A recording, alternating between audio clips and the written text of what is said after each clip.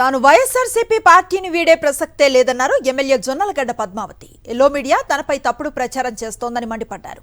తాను రాజకీయాల్లోకి వచ్చిందే సీఎం జగన్ కోసమని, రాజకీయాల్లో ఉన్నంతకాలం వైఎస్ఆర్సీపీలోనే ఉంటానంటున్న జొన్నలగడ్డ పద్మావతితో మా correspondent Satish face to face. YSR Congress party MLA Jonnalagadda Padmavathi పైన ఎల్లో మీడియా దుష్ప్రచారం చేసింది. ఒకవైపు తెలుగుదేశం పార్టీ సోషల్ మీడియా, మరొకవైపు ఎల్లో మీడియా ఆమె పార్టీ మారుతారంటూ విపరీత ప్రచారానికి దారితీస్తుంది. దీనిపైన స్పందించేందుకు మనతో పాటు వైఎస్ఆర్ కాంగ్రెస్ పార్టీ సింగనమల శాసనసభ్యురాలు జొన్నలగడ్డ పద్మావతి ఉన్నారు. ఆమెతో మాట్లాడే ప్రయత్నం చేద్దాం. ఎల్లో మీడియాలో మీ పైన ఈరోజు ఉదయం నుండి కూడా ఒక ప్రచారం చేస్తూ ఉన్నారు. మీరు జగన్మోహన్ రెడ్డిని విభేదించారు, జగన్మోహన్ రెడ్డి మిమ్మల్ని అవమానించారని, జగన్మోహన్ రెడ్డికి మీరు దూరంగా వెళ్ళబోతున్నారు, పార్టీ మారిపోతున్నారంటూ కూడా ఒక ప్రచారం చేస్తున్నారు. వాస్తవం ఏంటి మేడం? నేను ఇచ్చింది Facebook live. So Facebook live అంటే ఇప్పుడైనా చూసుకోవచ్చు, ఎప్పుడైనా అది పర్మనెంట్గా ఉండిపోయేది.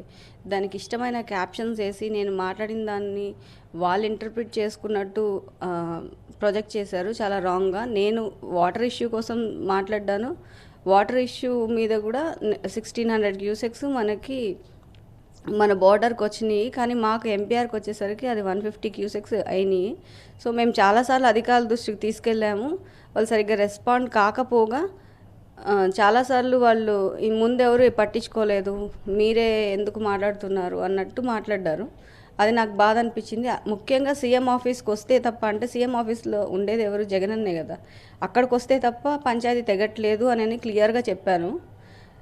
సీఎం ఆఫీస్కు జగనన్న ప్రతి దానిలో, అంటే వాటర్ ఇష్యూ అనేది డిస్ట్రిక్ట్ లెవెల్లో అక్కడ కలెక్టర్ గారు లేదంటే అక్కడ ఇరిగేషన్ డిపార్ట్మెంట్ వాళ్ళు తేల్చాల్సింది. జగనన్న వరకు రావాల్సిన అవసరం వస్తూ ఉంది. ఇంక ఇలాంటి ఫైట్ ఎన్నిసార్లు చేయాలి? ప్రతిసారి జగనన్న దగ్గరకు వచ్చి ఇంకా మాకు చనువు ఉంది కదా అని ప్రతి చిన్న విషయంలో జగనన్నని, పెద్దిరెడ్డి రామచంద్రారెడ్డి అన్నని ఇన్వాల్వ్ చేసి అడగాల్సి వస్తూ ఉందనని నేను దానిలో మెన్షన్ చేసింది. దాన్ని బట్టి మేము వేరే పార్టీస్కి వెళ్ళాలనే ఆలోచన అయితే మాకేం లేదు.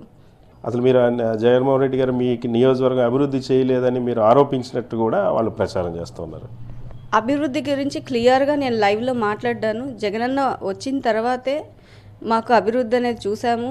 రోడ్లు వేసుకోగలిగాము, బ్రిడ్జిలు కట్టుకోగలిగాము. ఇంకా కూడా సింగనమల నియోజకవర్గంలో ఉన్న 40 చెరువులు, అలాగే సింగనమల చెరువు లోకలైజేషన్, అదంతా కూడా జగనన్న 48 ఇయర్స్ కలను కూడా నెరవేరుస్తూ చేశారని ఇవన్నీ కూడా నేను చెప్పడం జరిగింది.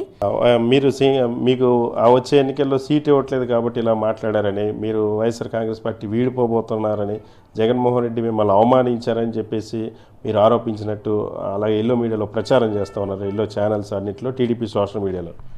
జగనన్న మమ్మల్ని ఎప్పుడు అవమానించలేదు, ఎప్పుడు మాకు గౌరవం ఇచ్చారు, ఎప్పుడు బాగా చూస్తున్నారు. అదే కదా మా కంపారిజన్ అంతా అంతే. ఇక్కడ జగనన్న చాలా బాగా చూస్తున్నారు, అక్కడ లోకల్గా అధికారులు సరిగ్గా స్పందించట్లేదు, వాళ్ళు వేరే ఒత్తిళ్లకు లోన్ అవుతున్నారు, సరిగ్గా స్పందించట్లేదని మా బాధ అంతా.